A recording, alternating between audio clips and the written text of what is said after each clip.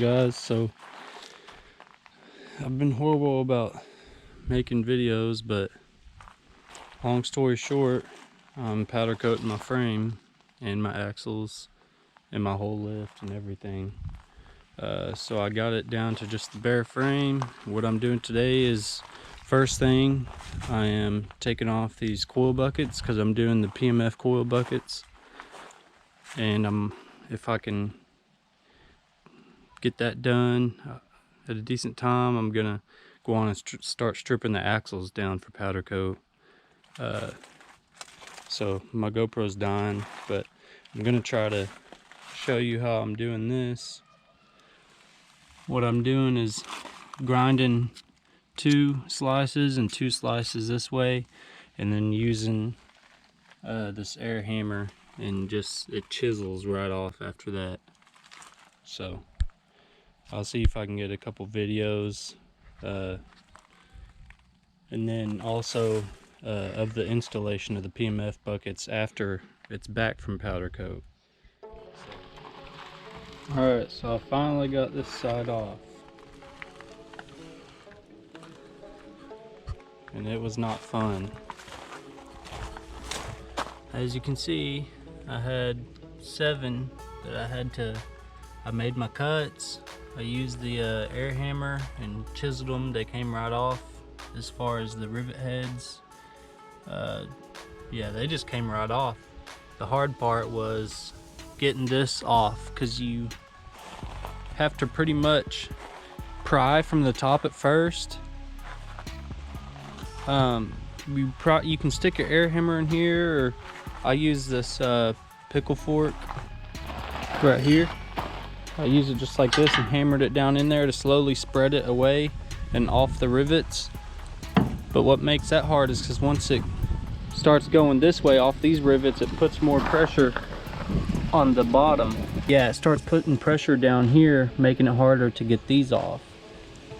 So I pretty much just had to air hammer under here and get that real bent where it's off of these, and then also air hammer here and get it bent off of these. And once you get that done, then it's still stuck on these 2 bottom ones right here.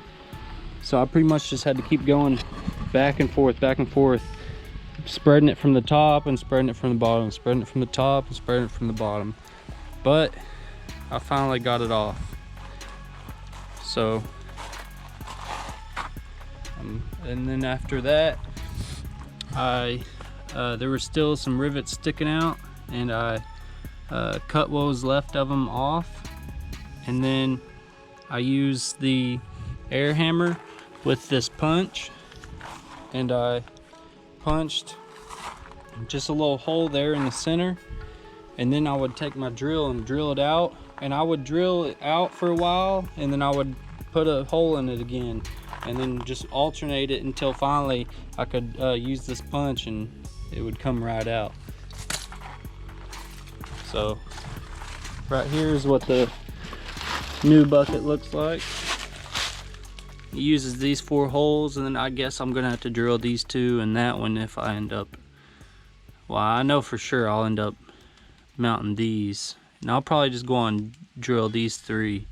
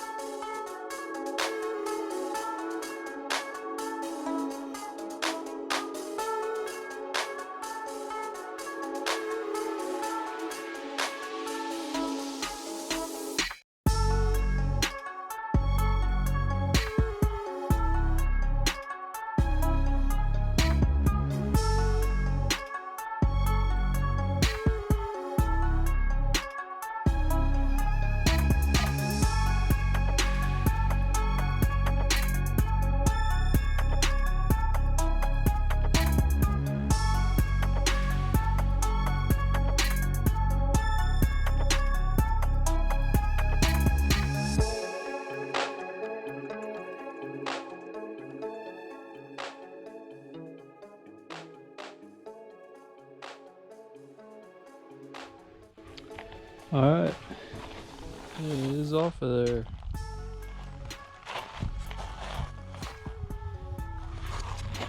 This one came off a lot easier than the last one, I will say that.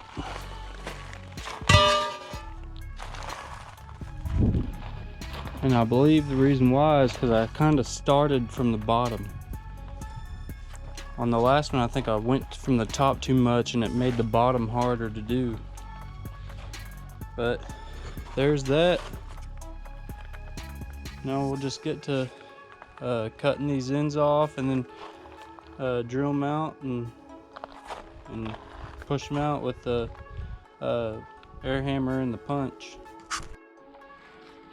Alright, so now you can see that I've grinded off the ends that were sticking out. All these and those.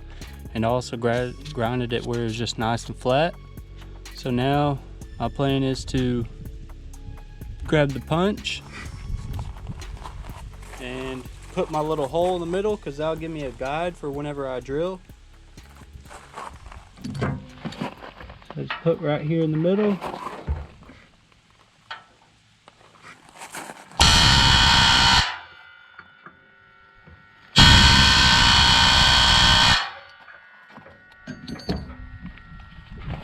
And that'll give me my guide for whenever I start to drill.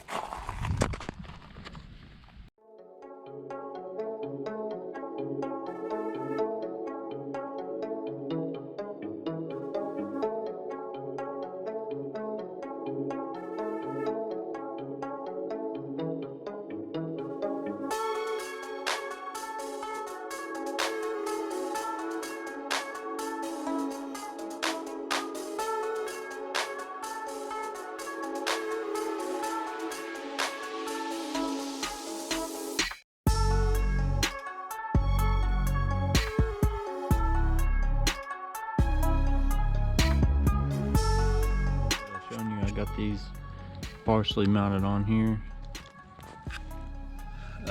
These holes that were already here, I had to drill out because these bolts wouldn't go through there. I had to drill those 4 and then one of those on the bottom. And then the rest I'm actually having to drill completely out because they don't exist there.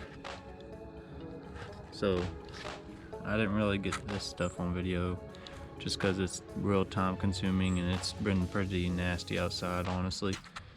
So I got these tightened up and I'm drilling these holes. I got 2 done. I got 1 left and I still have to tighten this side. You can tell it's not tightened up. I got to tighten this side up to make sure these holes are spot on and then drill these 3 out. Some fun stuff. Alright guys, this is going to be the end of the video for the PMF HD buckets. So I actually ended up going with the coilover buckets. This is the regular bucket that is used for the coil spring. I was actually planning on using the coil conversion kit and just bolting that into here, so you can still use these with coilovers. But I'm gonna do a high steer kit, so I'm actually gonna be taking these out and putting the mounting the coilover buckets from PMF that actually will tie in with a cross member that'll bring my track bar in line with the axle, because I'm also going to be mounting my track bar on a truss and then up to that bracket or cross member that runs across. So these are no longer going to be needed. I'm going to be seeing if I can get these sold, as well as my old coilovers. I'm going to be going to 14-inch coilovers. But moral of the story is, this is how they mount. As you can see, got all my holes drilled. I put these 2 bolts in just to hold it up. This is for shocks. But yeah, these things, the clearance is great as far as that aspect goes. No issues whatsoever as far as clearance. I actually drilled these holes in here to mount the billet clamps to hold up the resi. And I'll show you the other one.